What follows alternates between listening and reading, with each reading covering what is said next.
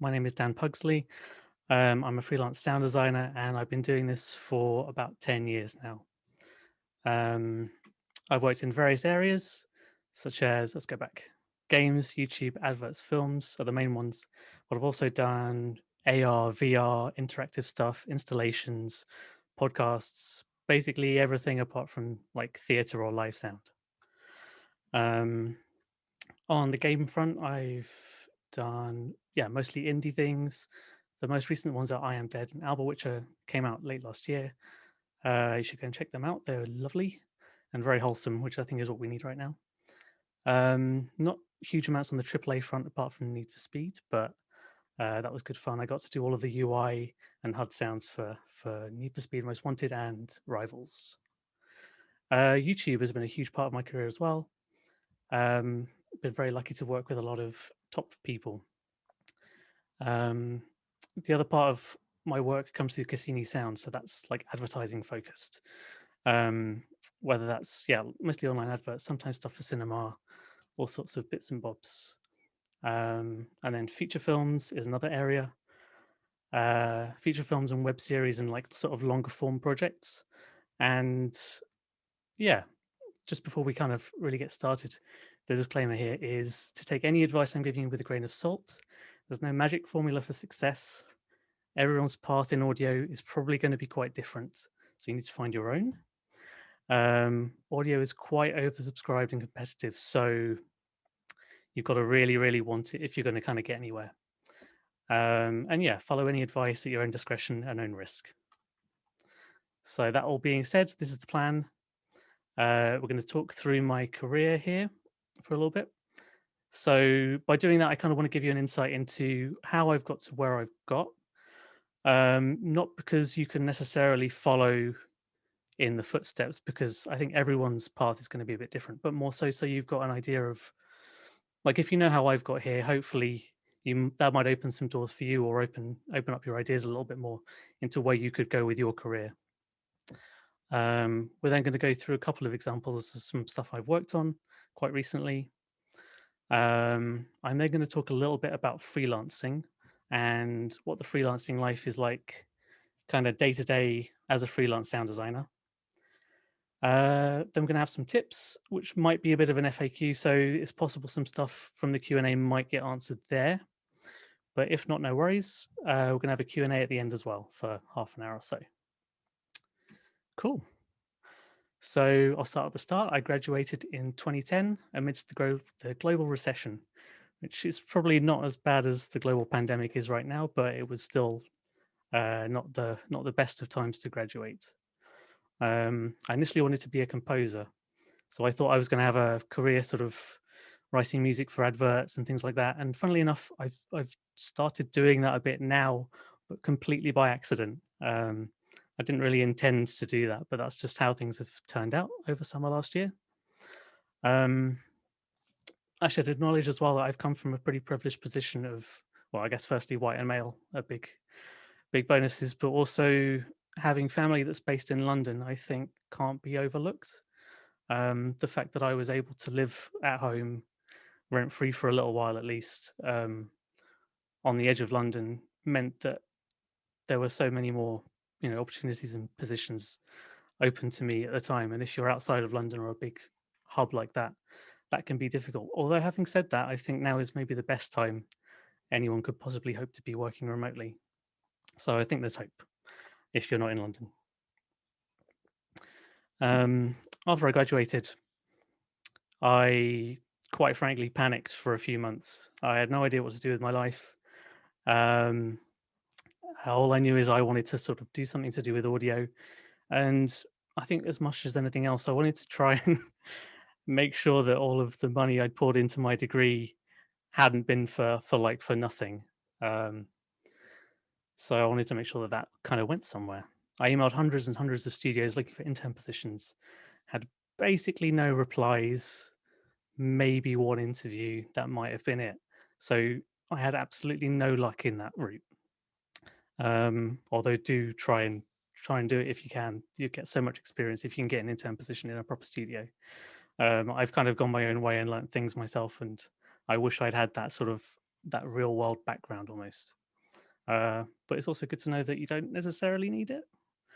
Oh, sorry, one sec. I think I just quit presenter view. There we go. Um, so yeah, after I graduated, after floundering for a bit, I started working part time in an office job. Um, I've always been quite realistic, and I kind of realized that I needed a way to pay the bills while trying to get this career off the ground as well. Um, so yeah, I started doing part time office work like 2 or 3 days a week, not tons, but enough to pay the bills. That helped me to buy a small recording setup. So just a little two XLR input recording device and like a Rode NTG3 kit with like a boom and a blimp and boom pole and stuff. And that meant I could get a little foot in the door doing recording for like low budget films. We're talking really low budget, sometimes no budget. So they weren't the best jobs, but it was a place to meet people who were working on film. And yeah, like a way to network. So yeah, that was the start.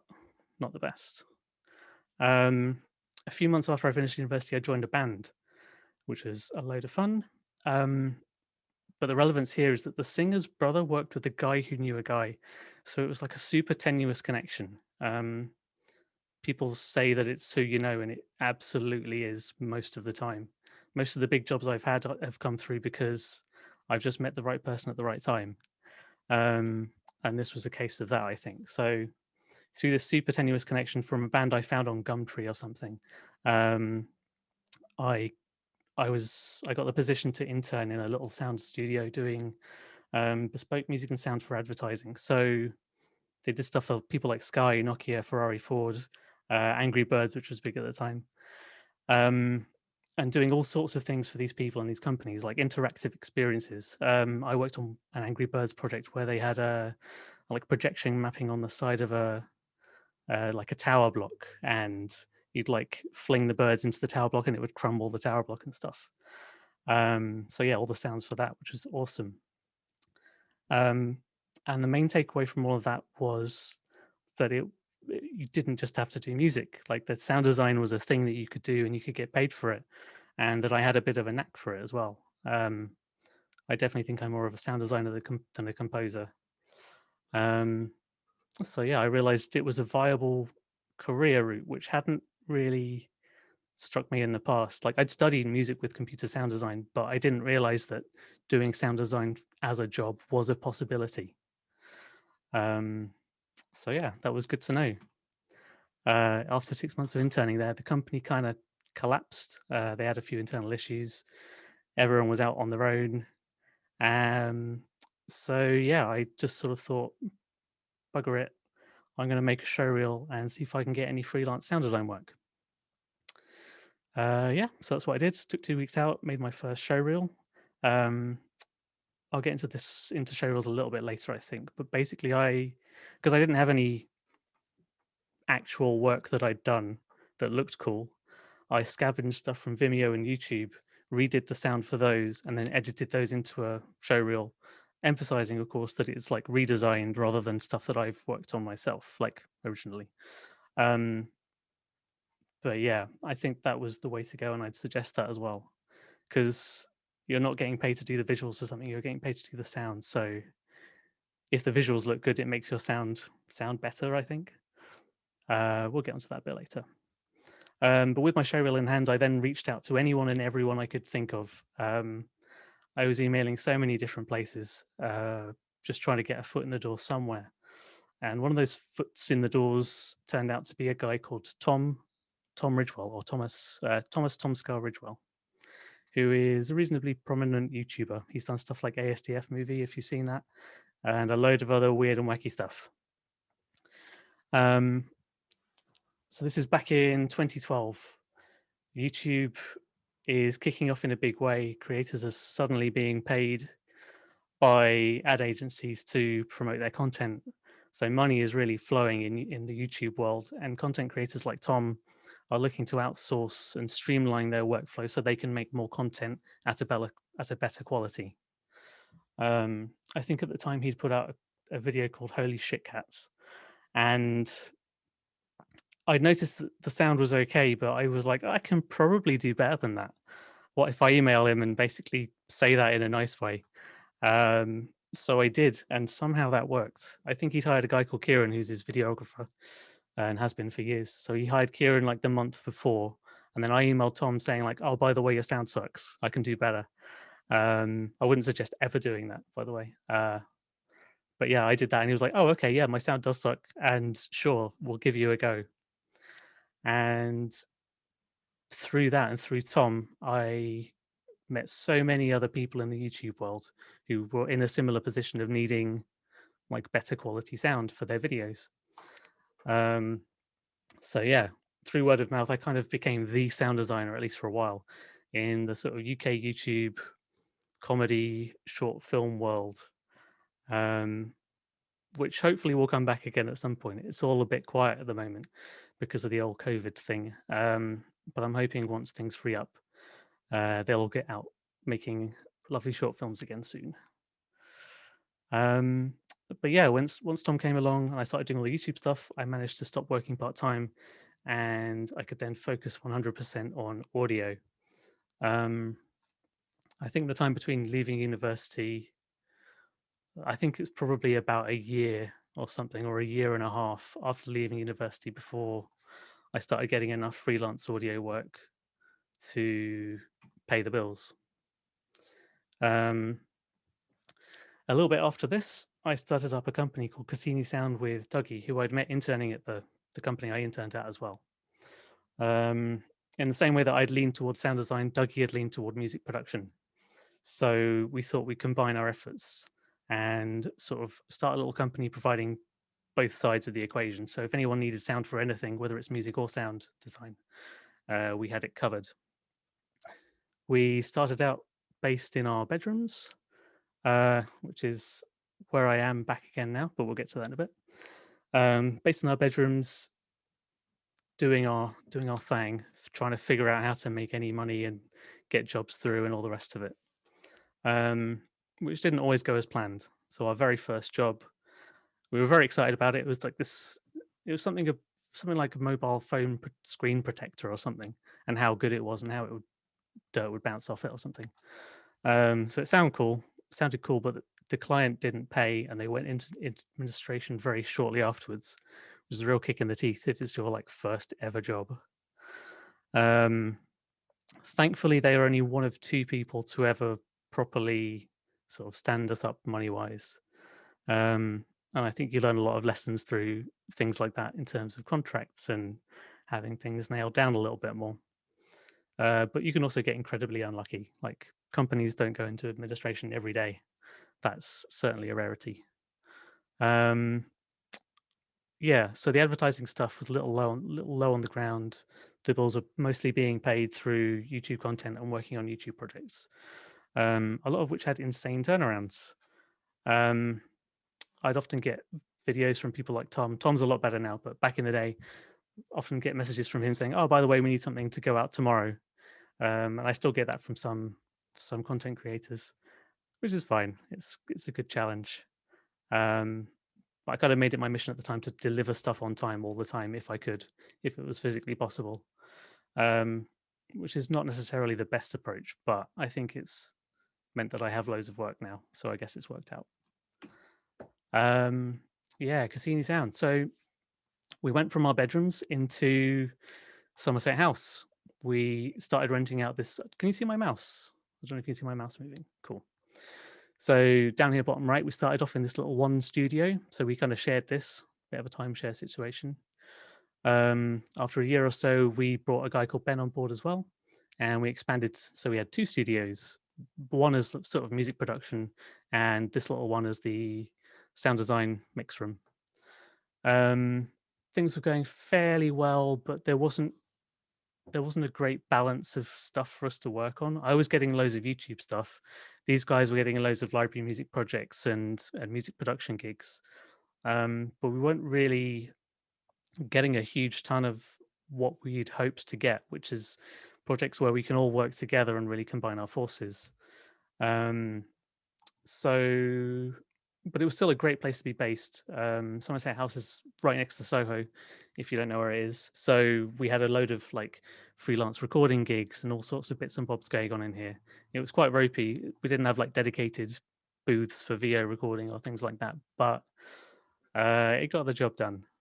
We were based in a place called Makerversity.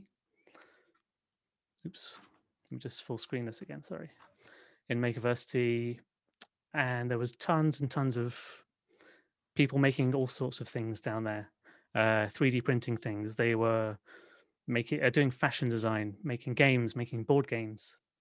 So being in this creative space, surrounded by all of these creative people, led to opportunities. We wrote some sound for like a catwalk for some of the fashion guys, and we did some interesting projects with like Selfridges and installations with the Tate Modern, I think. Um, all of these things came from being in this weird and wacky space. And I'm working on a project right now on a board game from a guy who I met working down there as well. So I think being here was a really valuable place to be. But that brings us to present day. So Somerset House Studios, yeah. So that's from 2014 until March last year. Dougie and Ben both moved on, so it's just me now. That happened late 2019. And then the pandemic hit in March 2020, and I immediately gave my notice into the studio. To be quite honest, so they were putting the rent up there as well, from a very, very, very reasonable rent to about £1,000 a month, which is sort of my upper limit for a space that small that wasn't an ideal music studio to be based in. £1,000 a month was a little bit grating. So that plus pandemic meant I just thought, bugger it, I'm going to go home, work from home for a bit, see where this pandemic goes, and go from there. And I think that was the right call so far, because there is no point in me spending £1,000 on a studio to host clients or something if clients aren't going to go anywhere anyway at the moment. I might as well save the money and put that into building a better place down the line. In terms of working from home, I'm literally in my bedroom again. It's very much like it's a bit like a step backwards career wise, except that the career is fine. It's just the arrangement is sort of the same. But I brought all of my acoustic panels back home from the studio. We made a bunch ourselves. And so I've sort of treated my room as best as possible. I'm using Sonarworks as well. If you don't know it, it's pretty good for situations like this when you're working in a less than ideal acoustic space. It'll sort of help to iron out the kinks in your sort of frequency response from your speakers in a nutshell. So yeah, have a look into that if you're working from home as well. Where are we now? Recent work. So yeah, so I guess this has taken us to where I am now. I was lucky enough at the start of the pandemic to be already involved with this project called Alba, which is by some guys called Us Two Games. They've also done Monument Valley and Assemble with Care. And I couldn't have hoped for a nicer project to be involved with during a global pandemic. I'm so glad it was this and not like a zombie apocalypse game or something. This is much more lighthearted, fun, and wholesome. So I'm going to play this for you now. Hopefully you can hear and see everything. Here we go. This is just the trailer for the game. What I was going to say. Oh yeah, so I did all the sound design for the game. I basically did all the sound design for the game, all of the mixing of the music, all of the implementation of the music, anything audio I had a hand with on this project. And this is the trailer.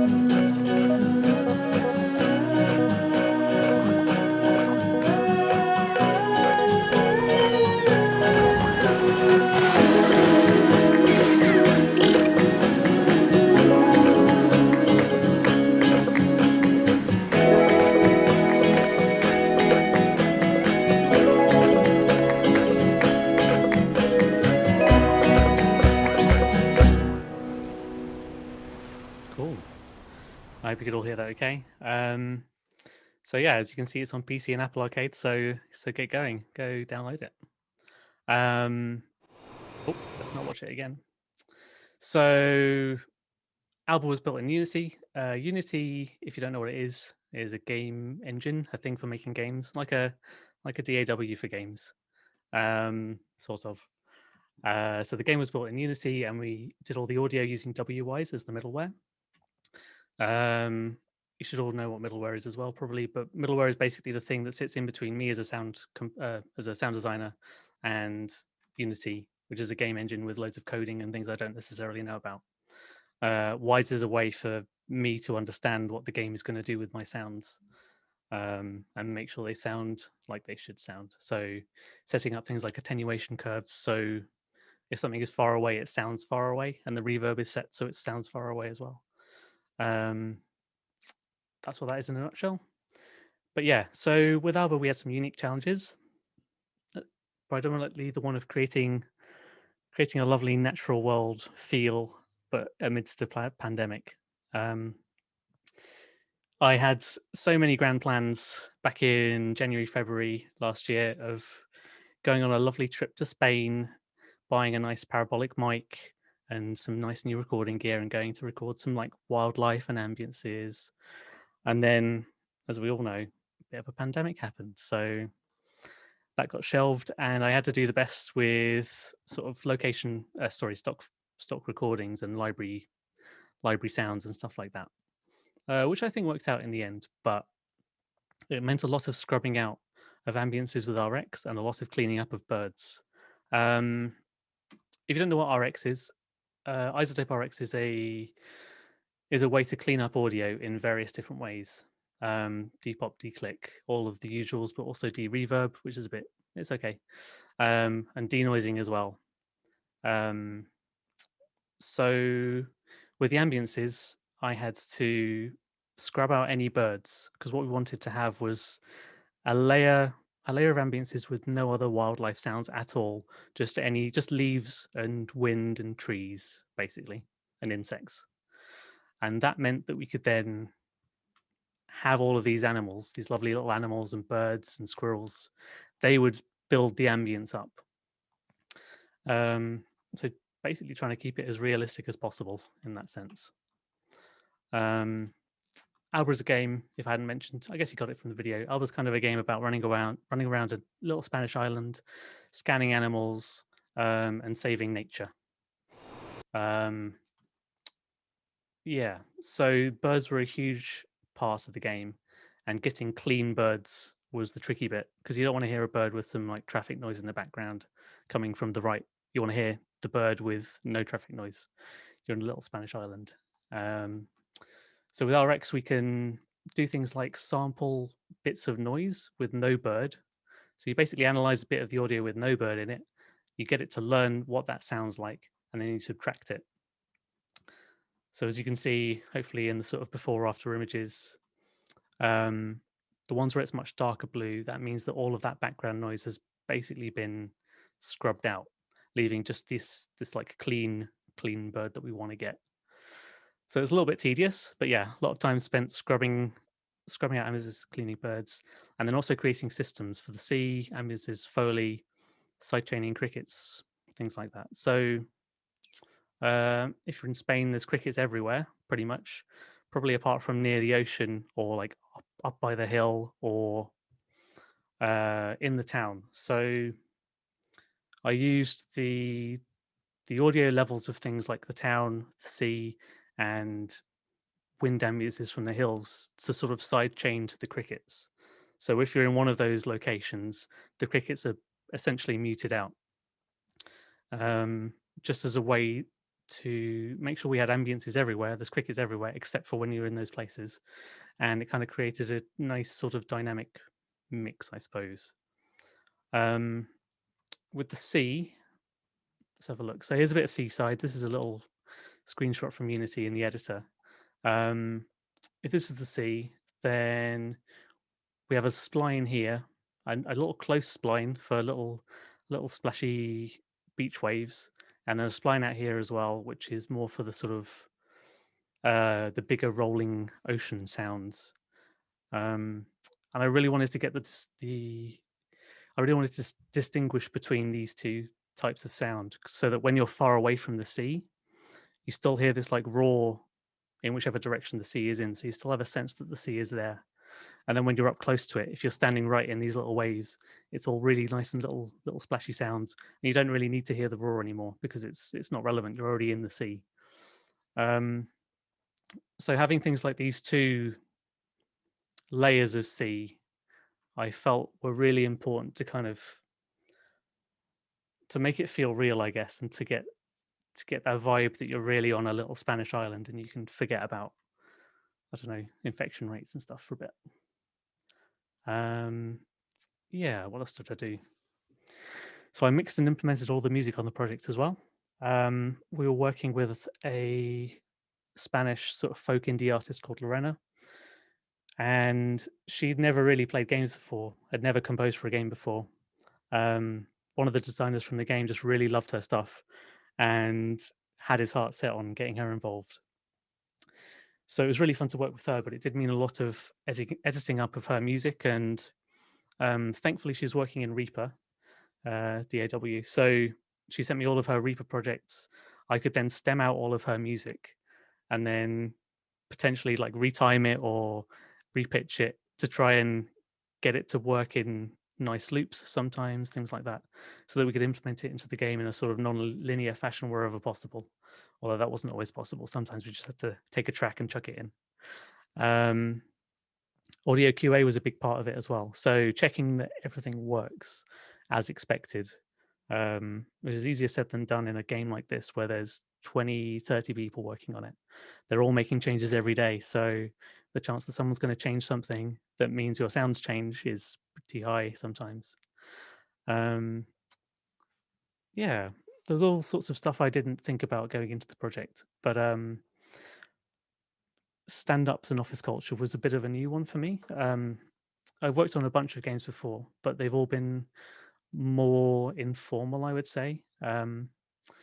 This was a proper sort of company role, I guess. I was on it for 3 or 4 days a week for the best part of a year. So as part of that, there were loads of stand-ups, like meetings in the morning where you'll say what you're going to do for the rest of the day, and office culture and things I hadn't really had to deal with too much, to be honest, as someone who works mostly by themselves in a room. I don't often have to think about office culture or office politics or any of that sort of stuff. So that was new and interesting, but in a good way. They were a lovely bunch. And yeah, I suppose following on from that, I had loads of code support as well. It's not just the sound designer adding sounds into a game like this. There's also someone programming, hopefully someone programming, making sure that your sounds are happening at the right time.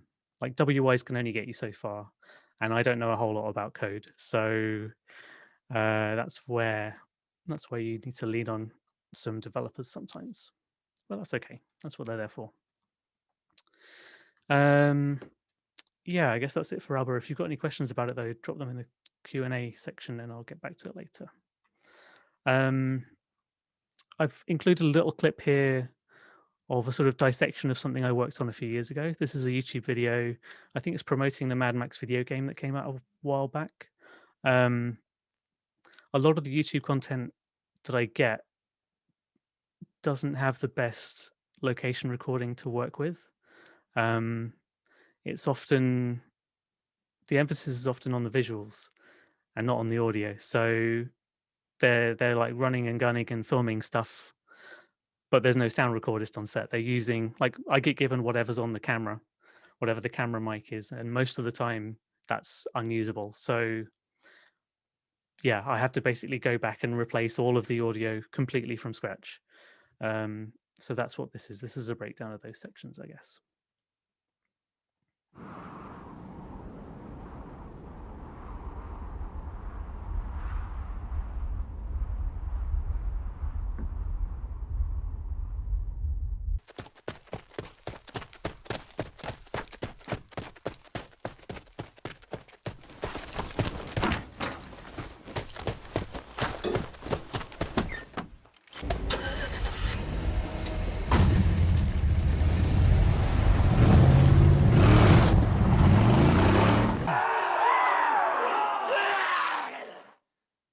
closer!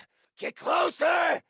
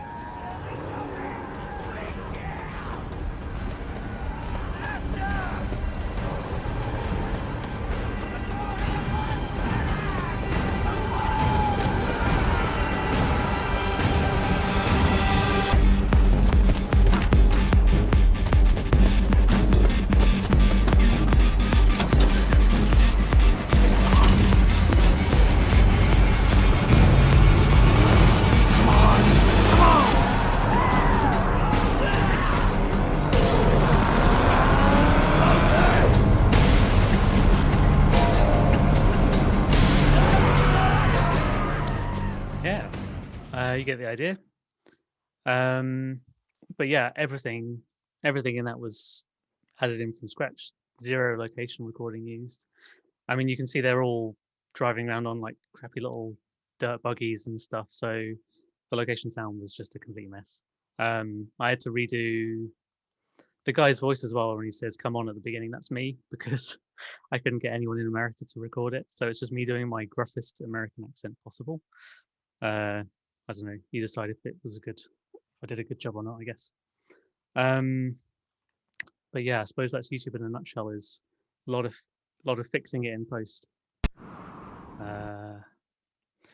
This one I thought was quite interesting to show you guys. This is something I did very recently. So I've got no idea. So this is a pitch for a game project. Someone suggested me for a new game that's coming out. And they wanted me to do a pitch. So often they'll send you a video to redo the sound for as a sort of test, basically, or a way to compare candidates for a role. I haven't heard back, so I have no idea yet if I've landed this job or not, or anything. So, but yeah. So for this clip, I've went through a bit like Mad Max and redid all of the sounds. I brought in some music from the original game. If you played Hades, you'll recognize it. So I didn't do the music, but everything else I've again recorded myself and added in. So again, there's some temp VO from me, which sounds like me, so I find it cringy, but maybe it stands up if you don't know.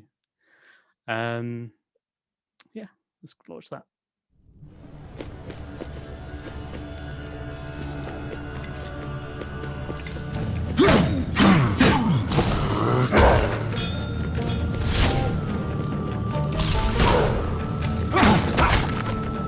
Not now.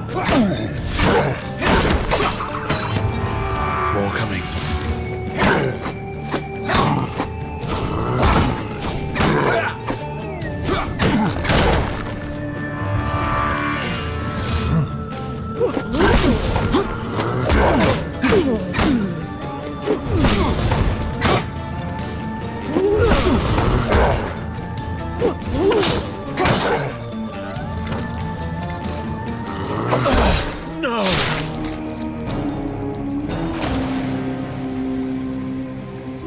Very embarrassing. I hate hearing my own voice. So yeah, it was quite fun to do this, but it's really I found it really difficult syncing up all of these, uh, all of the footsteps and everything else. It was like working on an animation. So I went through and did passes on Foley. I did mixing passes, making sure that like these little fires were, correctly panned and the right levels, and the footsteps were the right levels, and everything was sort of moving around spatially as it should. Like a game audio middleware like WWise does that for you. To do that by hand is quite tedious and lengthy. But I think I spent a couple of days, a day or two over a weekend or something working on this. And yeah, I've got no idea if it's successful or not. We'll find out. Yeah, I think I spent a lot of time thinking about. I took a couple of days off, so I was playing this game religiously over Christmas, before I even knew about this position, and I took 3 or 4 days off before doing this pitch to sort of let my brain refresh and to try and forget what I'd heard.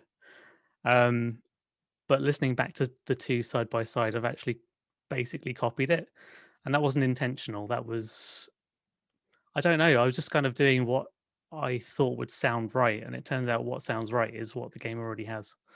So I don't know how conscious that was on my part, but I found that quite interesting. What's next? Freelancing. Yeah, I thought I'd talk a little bit about freelancing and I guess what a typical day looks like for me, just in case you don't know. Um, so I spend a bunch of time replying to emails, sending invoices, but also juggling projects. I usually have two or three or four on the go at any one time. Um, People's deadlines and dates that they hand stuff to me to work on is usually unreliable. If people say that they're going to get a project to me on a particular date, 7 or 8 times out of 10, that date might shift. So I've sort of learnt to not rely too much on things happening when people say they're going to happen. Um, my answer to that is to have loads of things on the go all the time, so I've always got something to work on, which sometimes works out in my favor. Um, Freelancing is good because the more you do, the more work you do, and the more projects you have coming in, the more you get paid. So that can work out quite nicely. But the downside is um, it's sometimes a struggle to keep that balance, that work-life balance. Um, I have like a horrible tendency to say yes to everything, um, which again can work out nicely financially, but can lead me to sort of working evenings and weekends and really regretting taking stuff on occasionally. So it's a sort of double-edged sword. Um, but that's what I'm doing at the moment, and I'll keep doing that as long as it's viable. Um, this week is about the same as any other week in that I'm working on a bunch of different stuff. I'm working on a game prototype for the guy who made I Am Dead. I've done a few games with him already. Um, so coming up with some temporary sounds for the prototype that he's making. Um, it's quite a weird one, but it's nice, and I've been writing some music for it as well, which has been quite fun. Again, I don't normally do music, but it's something I've been getting into lately. Again, sort of by accident. I've been working on a board game as well. This is the guy from Makerversity. Um, it's hard to explain. I don't know if I can show you. I probably can. So it's kind of like there's this tower which is at the center of the board, and the tower's got a speaker in it, and it's an evil tower, a bit like a bit like an Eye of Sauron type situation from Lord of the Rings. Um, and yeah, this is an evil, malignant tower that wants to kill you and destroy all your friends. Um, so I've been making some evil tower sounds, which has been a new one for me. Um, One of the difficulties of working with a physical product is that the speakers are usually suboptimal or subpar. Um, so we're going to do a mastering pass, like adding a bunch of bass and compression to these sounds, so that hopefully they sound okay coming out of this like quite small speaker in a tower. But it's not ideal, and if I had my way, they'd, I don't know, stick a the whole thing would be a speaker. Um, what else am I doing? I've been working on some Instagram music. I've sort of fallen into writing music for Instagram adverts completely by accident. Um, Although, if I've got any advice for anyone, it's say yes to things and give it your best. Um, yeah, like I said, I rarely turn down work. And if someone asks me to write some music for something, even though it's not a genre I'm familiar with or have done before, maybe, uh, I would never let that stop me from having a go. Um, because that's how you learn. That's how you get better and do all the things. I've also been working on this talk, making these lovely slides. Um, yeah, a lot of freelancing is not the fun bits, I find. There are a lot of fun bits, but there's also a lot of boring bits. So, yeah, like I said, replying to clients' emails, keeping people in the loop and up to date with things, making sure everyone knows what's happening when you're going to get the next draft to them. etc., etc. Um, and yeah, talking through contracts or negotiating contracts, figuring out budgets for things, um, managing finances, all sorts of stuff like that take up time, but they're all essential parts of the business. I can't just make sounds, otherwise I never get paid. I have to send invoices and chase them up sometimes, sometimes for a while, depending on the person who's paying them. That's always fun. Um, and marketing as well. Marketing myself as a business and as a person, I guess. Um, some of this falls by the wayside. I think that's important to point out as well. I don't do these things every day, all of the time. Um, I hadn't, I still haven't spruced my showreel up for 4 or 5 years now, which is a long time. But that's because I've been busy and I've had other things to do. So I think that's okay. And same with my website, just hasn't been touched in a year or so. Um, because I've been too busy to work on it. But I had a bit of time in January. I fixed that up. And I think that's all you can do, really, just kind of keep doing bits and bobs as and when you've got time to do them.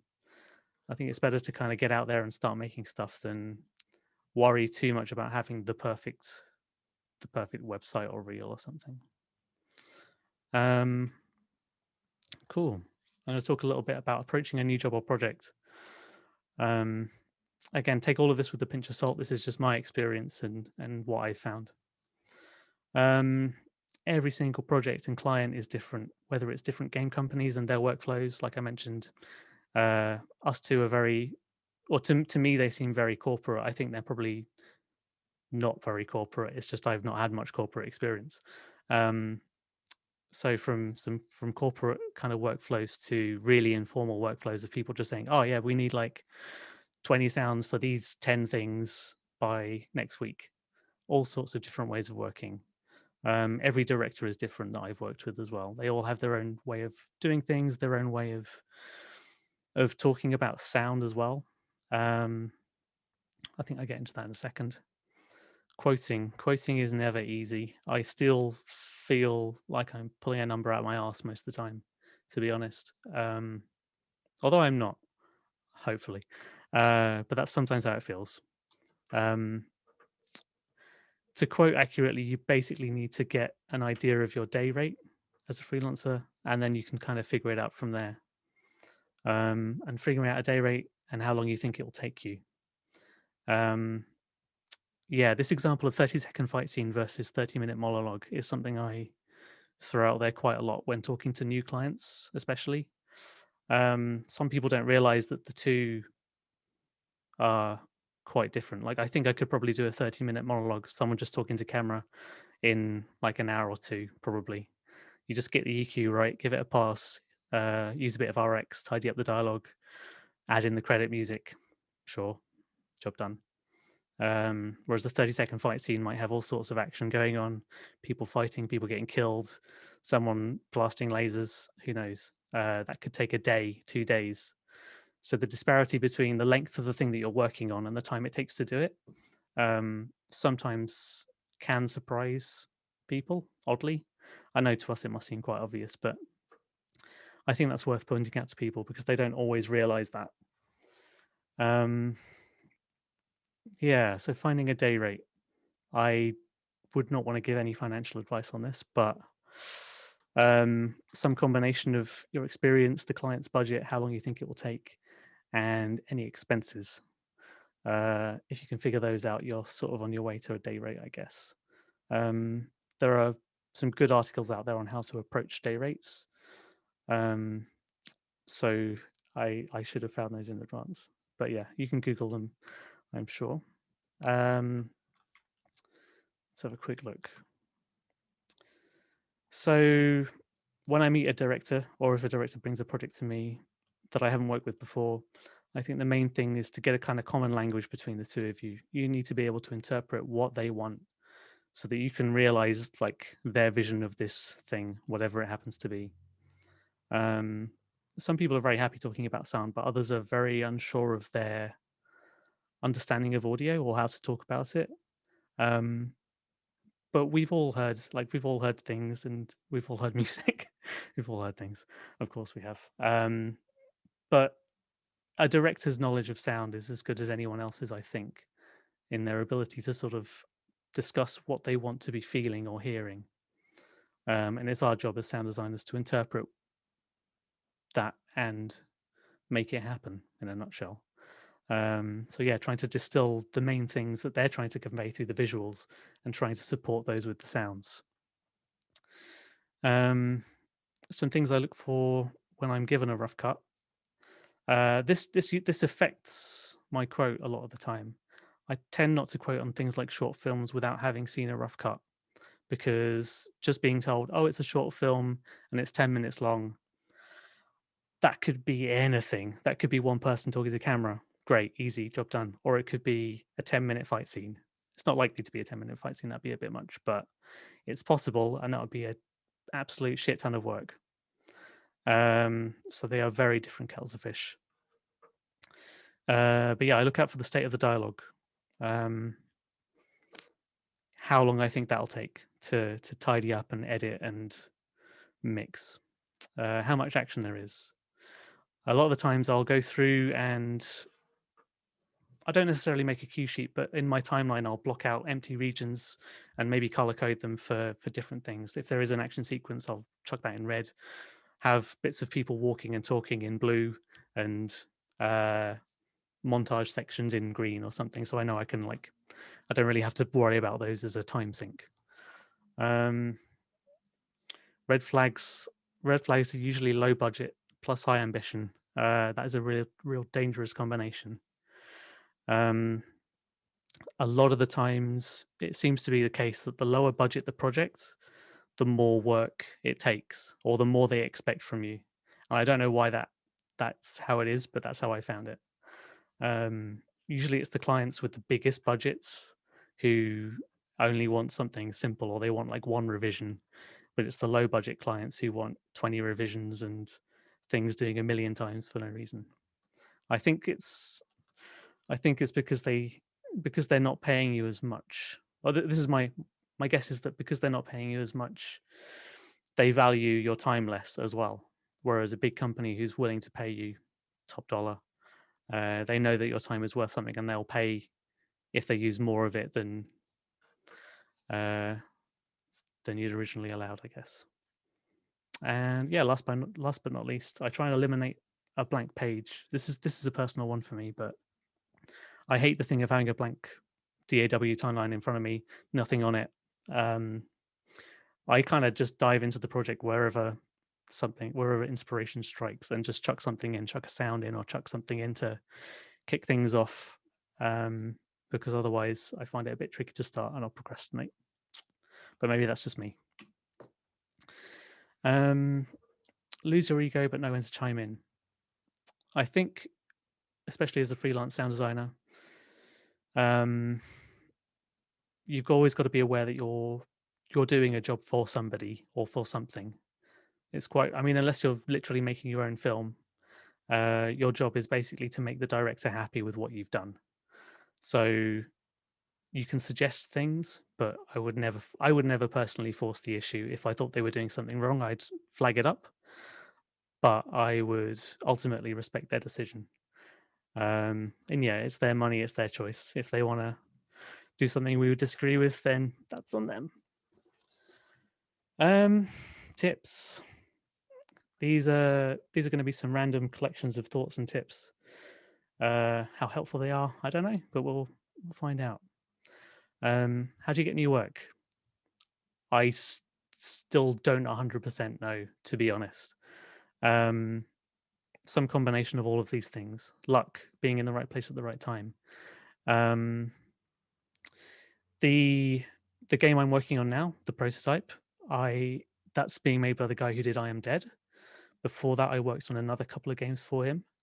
But the way I got working with him was because I met a girl at a ska gig who was a friend of a friend about 15 years ago, and she happened to work with this guy a little bit later when I started looking for audio jobs.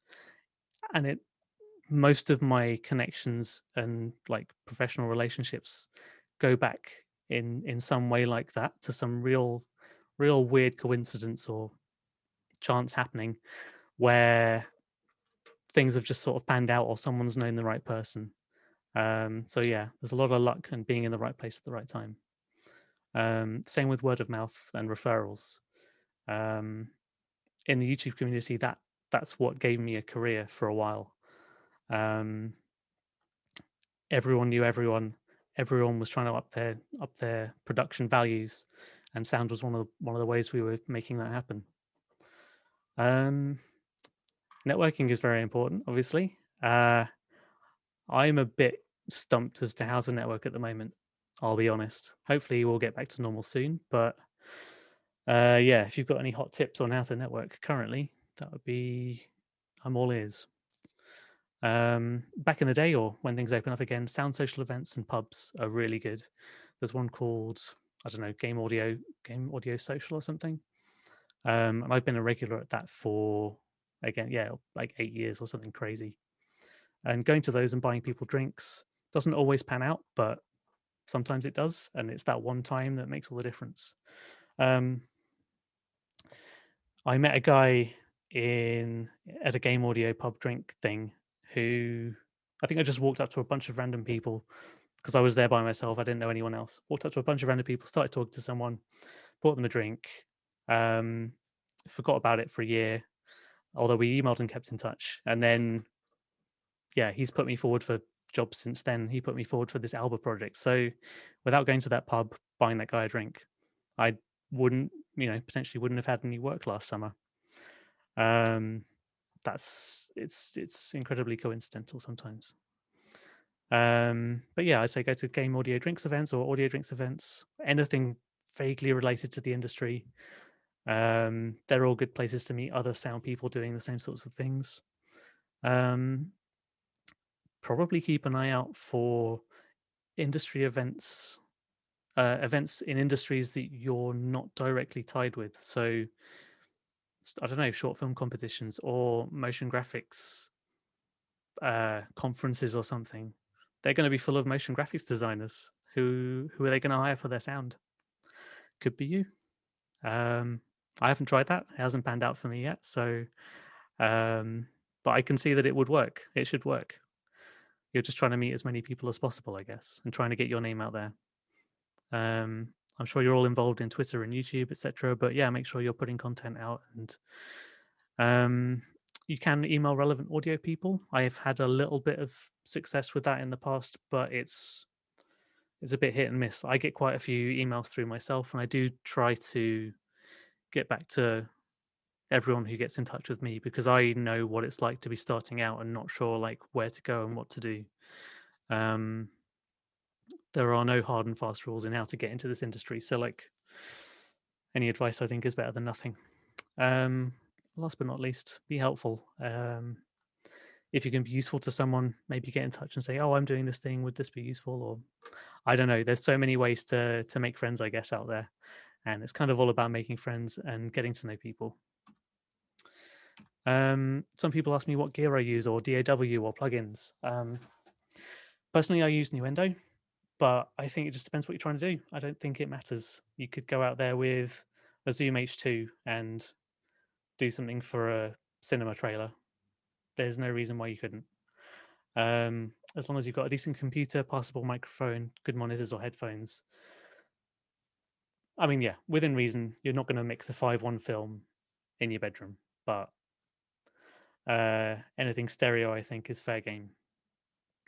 That's basically all I have at the moment. Like my setup is super basic. I've got two monitors, a nice interface, a nice microphone, or a few nice microphones, but that's kind of it. Everything else is software based. Yeah. So use whatever you got to hand. If you can sound design a game using Audacity, go for it.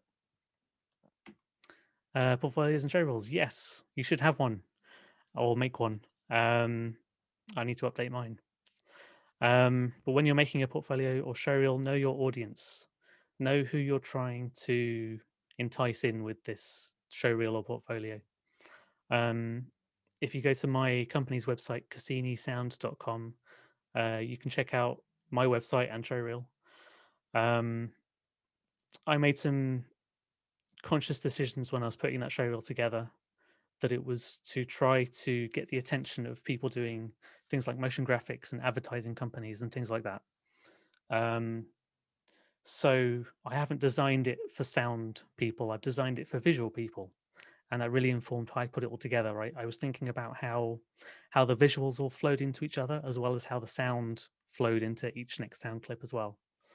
And yeah, it's not just don't just take my word for it. Someone has actually said it's a really good audio reel. So fact. But yeah, it's short and snappy. It's a minute long. Um, I think if you're pitching games companies or something like that, it's probably worth doing a bit longer.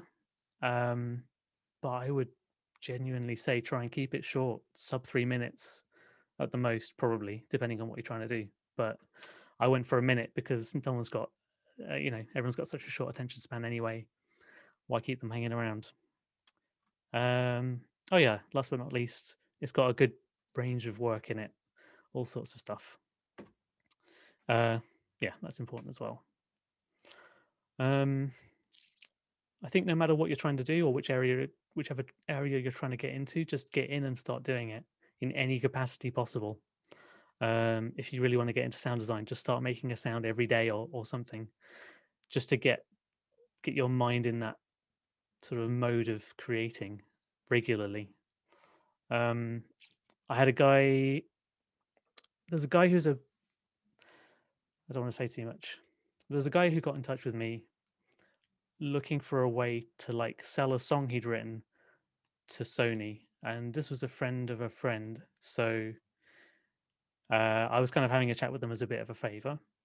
Um, but they were a bit older, maybe more used to the old ways of record labels and record companies. I think they thought they were maybe going to make a bunch of money by licensing this one random song they'd made to an advert or get it placed on an advert and get loads of royalties from it. They had big goals and big dreams, and they were asking me how to get into game sound or game music. And my first question was, "Do you play games?" And it wasn't so. um, yeah, you're not going to get into like there's no get rich quick scheme here. I think is what I'm trying to say. There was no there's no chance that he's going to randomly get this song placed into a game, um, unless he's a huge deal already, or he's particularly known to the person making the game. Um, all of the soundtracks I've worked on with that have used independent artists have happened because the guy making the game really likes that artist. Um, so yeah. Um, what have we got here? So yeah, game sound, passion projects, indie games, game mods. There's so many places you can get stuck in. Wise and Fmod, they're both free to download and play around with. I've never tried Fmod, but I should because it's free to download and play around with. Unreal Engine and Unity, these are the game engines. Again, free to download and mess around with. There's a bunch of tutorials around. Just have a play around and get familiar so you know what's what, or at least the vague basics of it, because that will be important. Coding, if you've got time, learn some coding. I wish I had. I don't really have the time to learn it anymore. Although if I do have the time, I will. Um, but it would have made my life so much easier on Alba if I knew a bit of coding to be able to like put events in for myself and handle a bit of that sort of internally. Um, Film sound. Uh, yeah, maybe connect with other students making student short films, student animations. They're all going to need good audio, and who better to help them out? Um, Resound designing stuff, I think, is always useful, both as a sort of technical practice thing and for potential showreel material as well. Um, don't just sound design two things and stick them together and call it a reel. Sound design 10 things and or 20 or 30 things, and then really pick the best bits of all of those 30 things and condense that into a couple of minutes, and you'll have hopefully something kind of cool. Music, I'm not so sure about, but I guess uh, write write a lot and build a portfolio and do some library music, maybe. Um, things to look at, I guess. Work for free. I don't know. There's a load of pros and cons, but I'll be honest, I'm not sure. I've done a little bit in my time, but not lots. I bailed on a free intern position because they were basically just using me to do the cleaning, and that's not cool. Um, I think work for free if you're gaining valuable experience that you could never gain otherwise. But I would massively just suggest avoiding it if at all possible. You should be being paid for your time, especially if you've done a some sort of sound course and put money and time and experience into, you know, doing what you do. You deserve to get paid for all of that. Um, but yeah, treat it on a case by case basis. Um, I've drawn up a quick list of pros and cons thanks to a guy called Doug. Um, check out his article on asoundeffect.com if you want to look into that a bit more closely. But yeah, I'm sure we all want to get paid, so let's get paid. What else we got? If you're resound designing something, try to make sure it's at least as good as the original. There is no point in resound designing something if it doesn't hold a candle to whatever the original sound was. If it doesn't, do something different, or if you're trying to copy it, make sure it really slaps. I don't know. I'm running out of words. Make sure you really know your stuff. Be ready for opportunities. I think I've been very lucky in that opportunities have come my way, but also I think being prepared for those when they arrive is really important. Um, Reading up on a company before going for a meeting with them, doing your homework, really, yeah, really knowing your shit is important. Because when you get the opportunity, you don't want to fumble that ball. You want to nail it. Be nice to everybody all of the time. I think it's a good general life rule, but the audio industry is very small. Everyone knows everyone. So, yeah, be nice. And I think be a bit extra and go the extra mile if you can, where you can. The Need for Speed games that I worked on were that was like my footstep into game audio.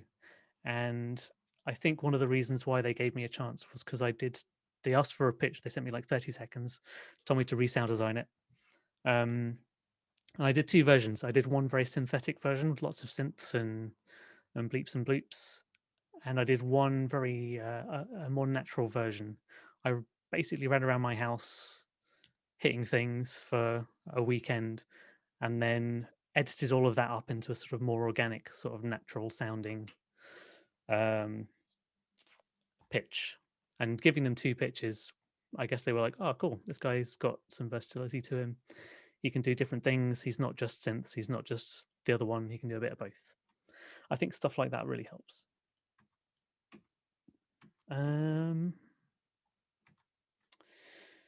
These are pretty obvious, but yeah, Google around your area of interest, branch out, maybe see what's out there.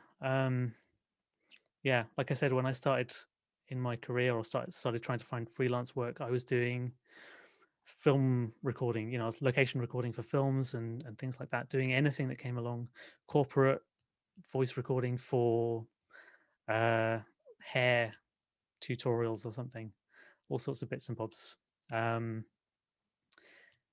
Yeah, it wasn't what I really wanted to be doing, but it was also a bit of a stepping stone and gave me insight into the different areas of audio post production. I think because of all of that, I'm a lot more forgiving of location sound recordists than someone who hadn't had that experience on set recording and knowing how tough and difficult it can be to get really good, clean dialogue sometimes. But yeah, I'm sure you all know this already. There's tons of resources at your disposal online. Check out soundeffect.com. They've got loads of articles going up all the time.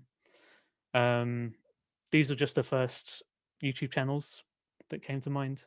In-depth sound design. They do breakdowns a bit like the Mad Max one I showed you, but way better from like proper feature films and stuff. Yeah, they're all worth checking out. I think we are pretty much bang on an hour.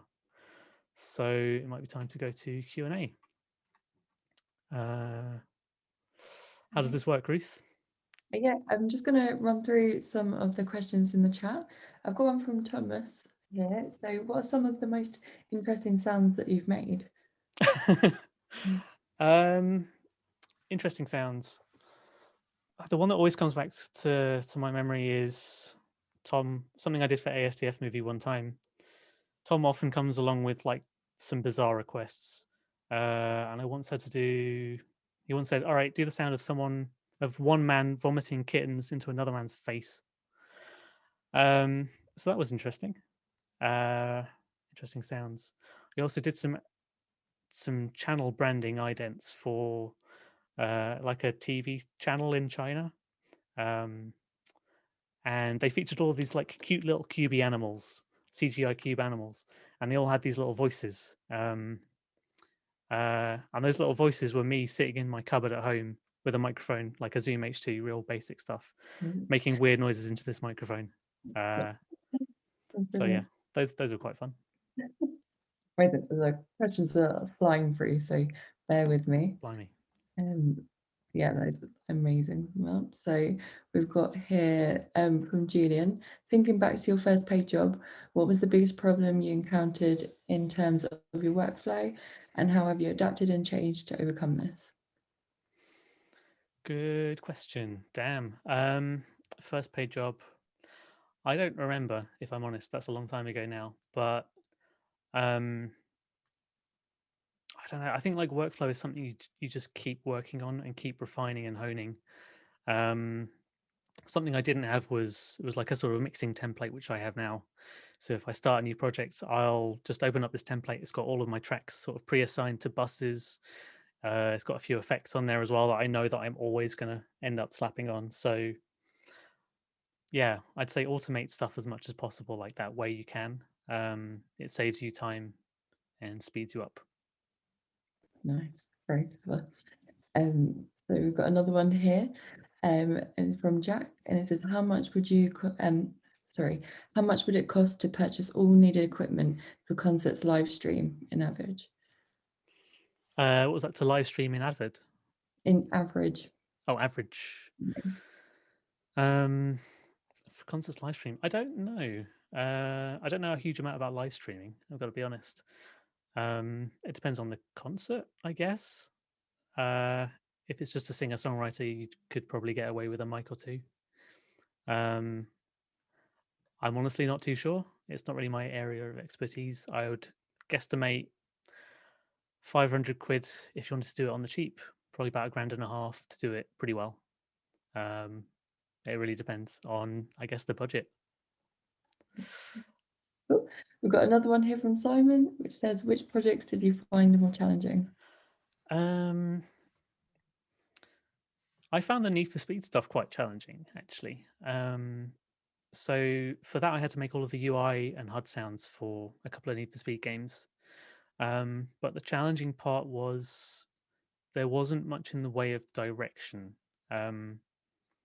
or anything. So I was kind of let loose. I was given a few keywords like techie and digital and exciting. But once you've made once you've made 10 beeps and someone says, all right, they're cool, but can we have another 10 more beeps? You start running out of ideas for beeps or ways to make beeps exciting. So I found that quite challenging, getting told to make a load more stuff without any direction, or like even in terms of like, oh, okay, we like this one, let's go in this direction a bit more, or we don't like this, don't do anything like that. Yeah, I find it very hard if there's zero feedback, I guess. Yeah, I feel you.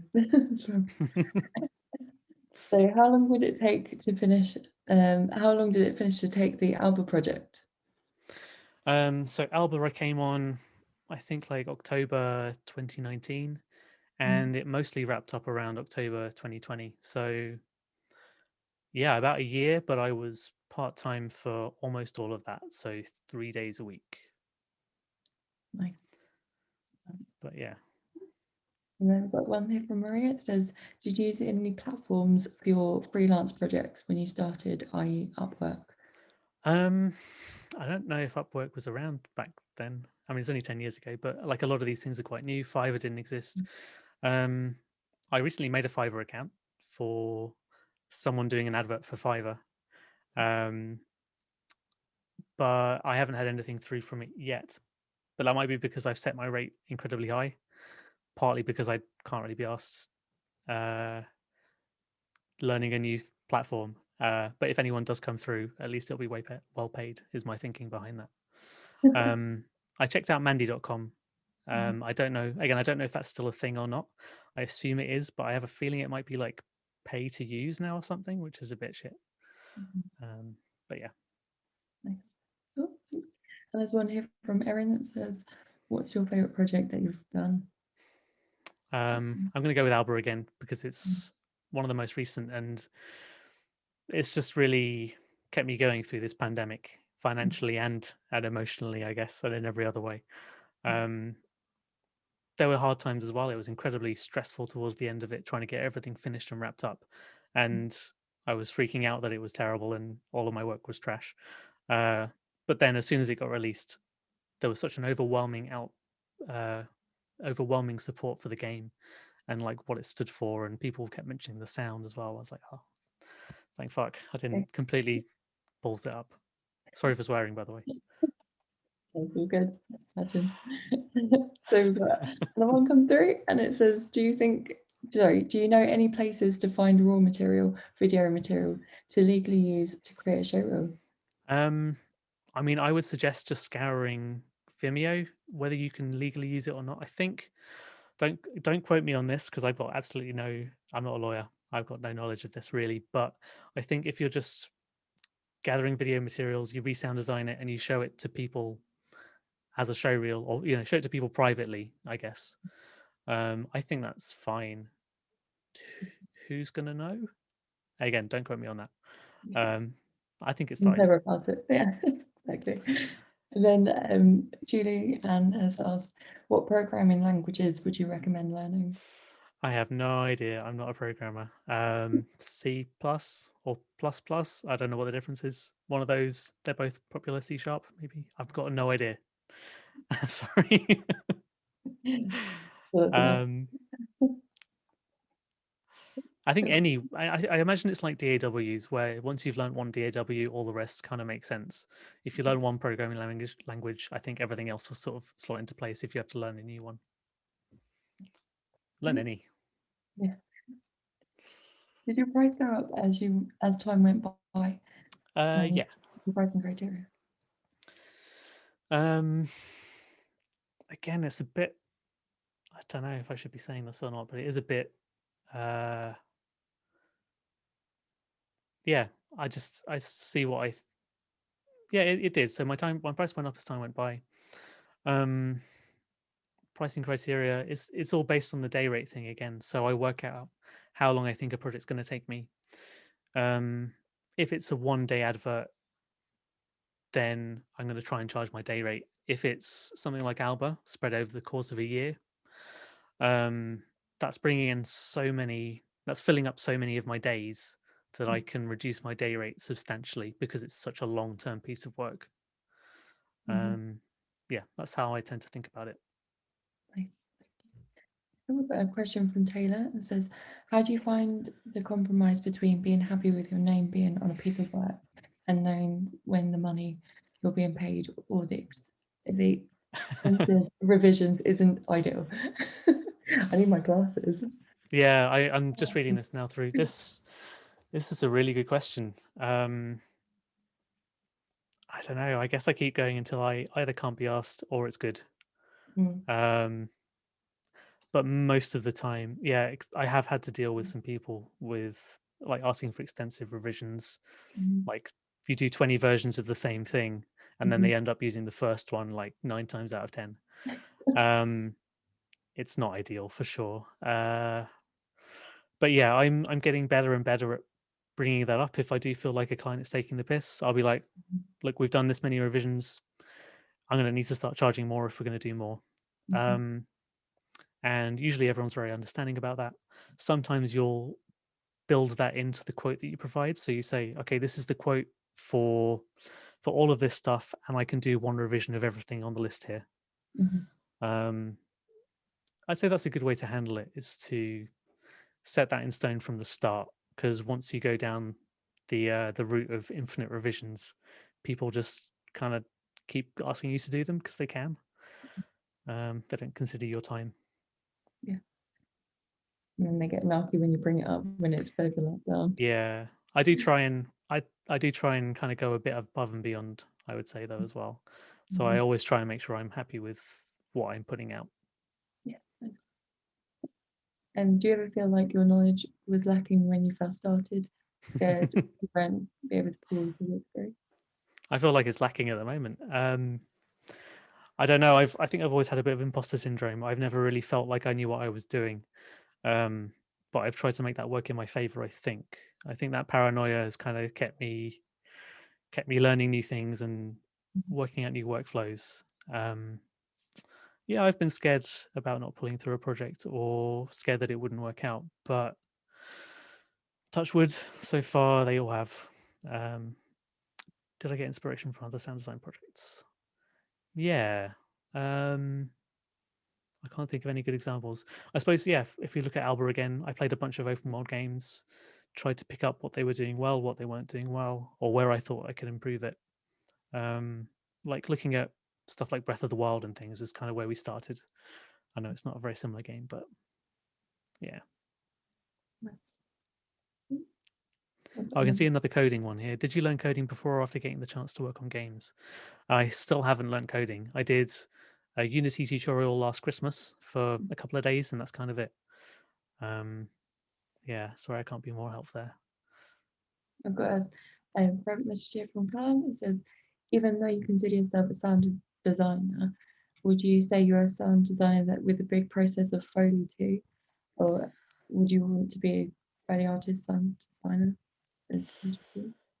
Um, yeah, so as as a sound designer, and especially with all of the YouTube content or short film work I do, most of the time I'm the only person working on a project. So it's my job to do everything. So sound design it, mix it, do all the Foley, uh, usually record any ADR. Um, yeah, I kind of one man band these things. So for me, at least, there has been quite a big aspect of Foley. For games like Alba, yeah, I did a load of footsteps for it and made sure that it sounds like she's got the Foley of the cloth moving and the bag rustling when she's running around, things like that. Yeah, so yeah, it's a big part of it. I've got one here that says, are you classically trained or self-trained musician? Um, Classically, I don't know if I'm classically trained. I guess I have. Well, I learned piano and violin at an early age. I guess that was classical training. Um, but both of my parents are musicians, classical musicians. And then when I kind of hit teenager years, I rebelled a bit against that and started learning bass guitar. Mm. Um, and I studied that a bit at university as well, although it's fallen by the wayside as like uh, the sound design thing has kind of kicked off. So yeah, I'm a bit of a musician as well, I would say. Nice. Although there's so many questions, isn't there? We are like coming up to the last sort of couple of minutes. So if there's any questions that we haven't got here, I'm sure that we can, get them over to you. If that's okay. Yeah, sure. Yeah. I'll save those down. So I think there's a few more. Oh my gosh, there's like 23 more. So do you want to pick one out? See if there's any. Um, is it viable to try and start my audio career at 29? Um, I don't see why not. That's quite a flippant answer, but yeah, there's no reason why you couldn't. Um, I've been working with a guy the last couple of years who he was a pro basketball player, um, who had an injury, who then found that he really liked making music, um, and then found that he really liked sound design. So he's had a complete 180 career wise. I think he maybe started down the sound and music route at like 25, 26, so it's a bit younger, um, but yeah, he's making it work. He ended up I've worked with him a little bit here and there, but he ended up making a fair amount of sort of contacts and money and everything else through location recording. Yeah. Amazing. Brilliant, isn't it? Really. But it was following on from your question, I don't know if they've got any particular tips, especially, but looking at this guy as a sort of benchmark, he was just an incredibly nice, helpful guy, on the ball, and he knew his stuff. Like all of those, like he ticked all of the boxes basically. Mm. How you get your own career going, I don't have a magic answer. It's an individual journey. Brilliant. Thank you so much, Dan. Great. I think, yeah, we're pretty much getting there. So I'm gonna go and pick. Shall I pick another one, or did you? Yeah, want go for it. Go for it. Yeah. Cool. Actually, there's one here. How do you find recording Foley at home? I was just about to ask you that. It's okay. I don't have Foley pits here. It's not a professional setup. I sometimes go outside and like record guerrilla Foley. That's a bit less possible now. You can't like go to a random building and run around in it anymore. It's okay. I suppose I do quite a lot of editing of Foley as well. So I have like Foley samples in my library or Foley from other projects that I've worked on. There's a lot of picking from old projects and reinterpreting for new projects that happens. What's makes you sad? Yeah. How like how much is in the library, would you say? Have you got like, do you categorize it, or have you Yeah, got so anything? I've got some software called Basehead, but there's other stuff as well called I can't think of the name of it. There's Basehead and there's a few others, but I use Basehead. And you can put in any search terms. You can search in different ways for sounds or descriptions or everything else. And I don't know how many I've got, hundreds of thousands, 300,000 sounds or something. Amazing. Yeah, I think people can tend to frown a bit on having or using library stuff, but I don't usually tend to use library stuff just by picking it out and dropping it in and that's it. Usually it's layering things together and making a new sound out of some sort of building blocks. Right. In here, and do you follow any worth checking pages in Reddit? Yeah, there's like I think there's let me have a quick look. There is We Are the Music Makers, I think is the music one. There's one called Audio Post, one called Game Audio. There's probably a ton more that I don't know about. But there are so many people trying to do this that there's some really good communities of people out there. Yeah. Great. Okay, so how are you finding working from home as opposed to office environment? And do you think you'll go back? I'm not sure. So the big question for me at the moment is whether to stay in London or not. Most of my work was quite remote anyway. I don't really see the benefit to hiring a studio in London again for $1,000 or 1,500 or $2,000 a month. Right now, like the point of having a fancy studio, as much as for the acoustical benefits, is for somewhere nice to bring clients, and there's no point in that at the moment. So I'm not sure what the future holds. I'm sure as hell a bit bored of my room, but I'm sure we're all in that boat.